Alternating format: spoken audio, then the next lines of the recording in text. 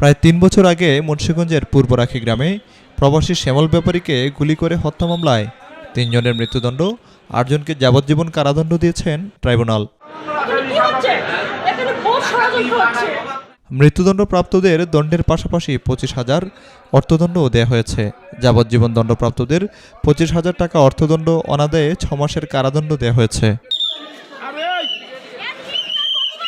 সোমবার ঢাকা দ্রুত বিচার ট্রাইব্যুনাল ৩-এর বিচারক শ্যামসুন্দর রায় এ রায় দেন। উক্ত মামলাটি ধারা হলো ৪৪৮, ৩০২, ১১৪ ও ৩৪ দণ্ডবিধি।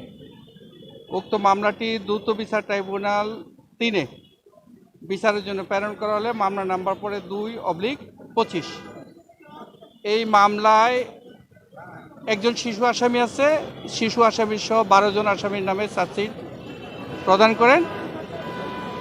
৩৩ জন সাক্ষীকে এই মামলায় সাক্ষী হিসাবে চার্জশিট অন্তর্ভুক্ত করেন। ৩৩ জন সাক্ষী থেকে আমরা বিজ্ঞ আদালতে রাষ্ট্রপক্ষ ২৭ জন সাক্ষী বিজ্ঞ আদালতে উপস্থাপন করতে আমরা সক্ষম হই। উক্ত মামলা রায় প্রচারে ৩ জন আসামিকে মৃত্যুদণ্ডে দণ্ডিত করেন ৩০২ এবং ৩৪ ধারায়। ৩০২ এবং ৩৪ ধারায় অপরাধী সাব্যস্ত করে ৩ জন আসামি। মৃত্যুদণ্ডপ্রাপ্ত আসামিরা হলেন শাহাদাত ব্যাপারী, জাহাঙ্গীর ব্যাপারী, ইব্রাহিম ব্যাপারী। যাবজ্জীবন দণ্ডপ্রাপ্তরা হলেন মনির চৌকিদার, হায়াতুল ইসলাম চৌকিদার, হাবিব ব্যাপারী, আশরাফুল খান, হুমায়ুন দেওয়ান, এমদাদ হালদার ওরফে ইমরান, আয়ুব খান ও Liton Bepari. Desk report, B News 24।